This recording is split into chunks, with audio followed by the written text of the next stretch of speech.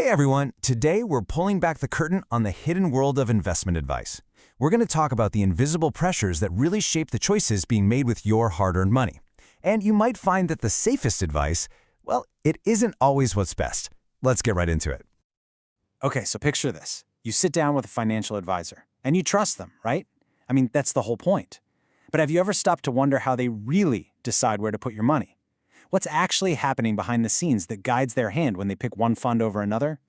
Well, it's probably not what you think.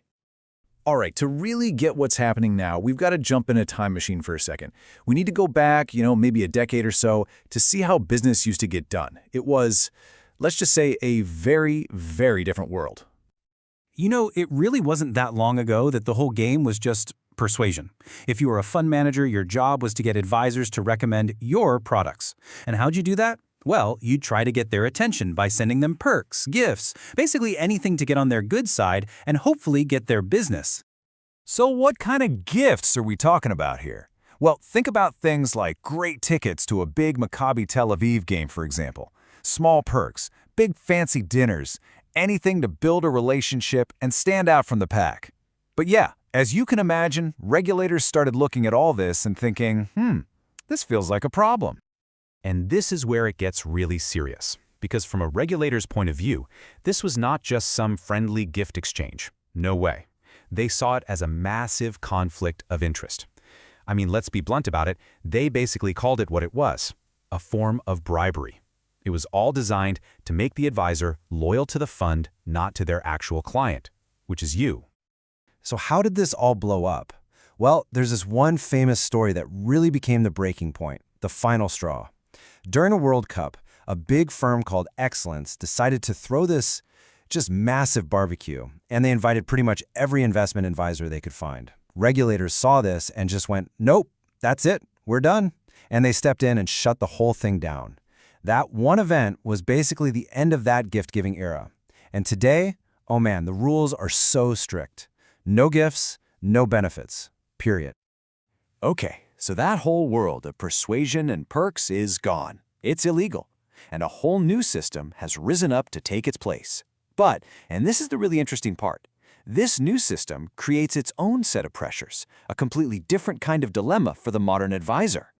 At the heart of this new system is a really important concept, fiduciary duty. It sounds fancy, but what it really means is that your advisor has a legal obligation to be on your team. They have to act in your best financial interest, with total objectivity and care.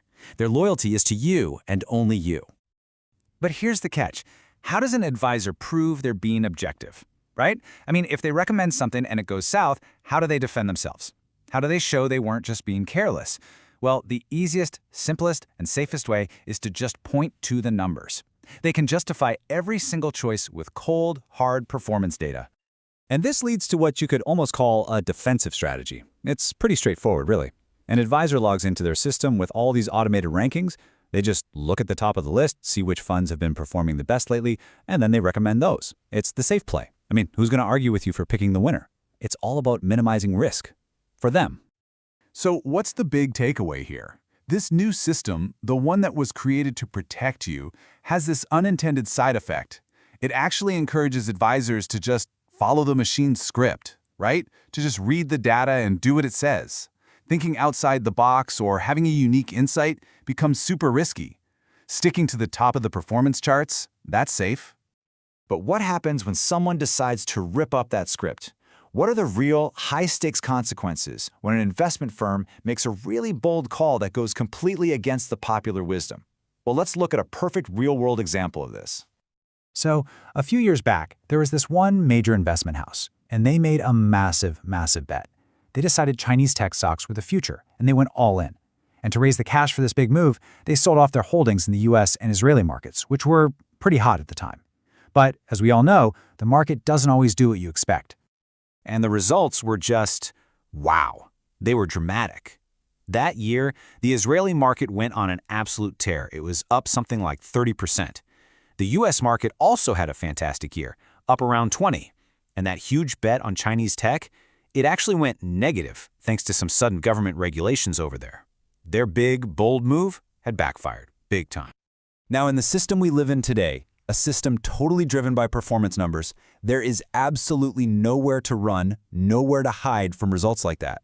Everybody, the clients, the other advisors, the media, they can all see the numbers in black and white, and the consequences were immediate. So how much money left the firm? Billions. With a B. Billions of dollars were pulled out by clients who saw those terrible results. Because in this world, performance is everything. It's the ultimate report card. If you don't deliver the numbers, people will just take their money and go find someone who will. It's that simple and that brutal. And look, this is why this stuff matters so much to every single one of us. Losing 5% or 10% on a chart, it might seem like just a number, but it's not. For a real person's pension, for their retirement fund, that kind of underperformance can mean having to work a whole extra year. The stakes are incredibly, incredibly high. So, now we know all this, right? We know the entire system is obsessed with performance.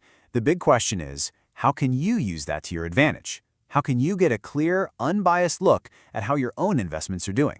Let's talk about the final and maybe most important piece of this puzzle. The answer is a tool called a benchmark index.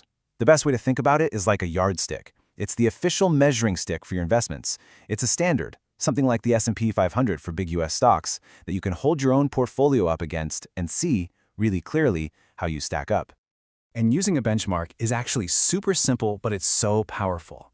Let's say you own a bunch of tech stocks. Okay, cool. Compare your returns to a tech index. Are you beating it? If you're invested in real estate, you measure your performance against a real estate index. See? It just cuts through all the noise, all the stories, and it gives you the one number that really tells you if you're winning or losing against the market. So, that's where we land. You now see the inner workings of the machine, this relentless system that's all about one thing, performance. And now you have the tool the pros themselves use to measure it. So the only real question left is the one you have to go home and ask yourself. Is your portfolio beating its benchmark?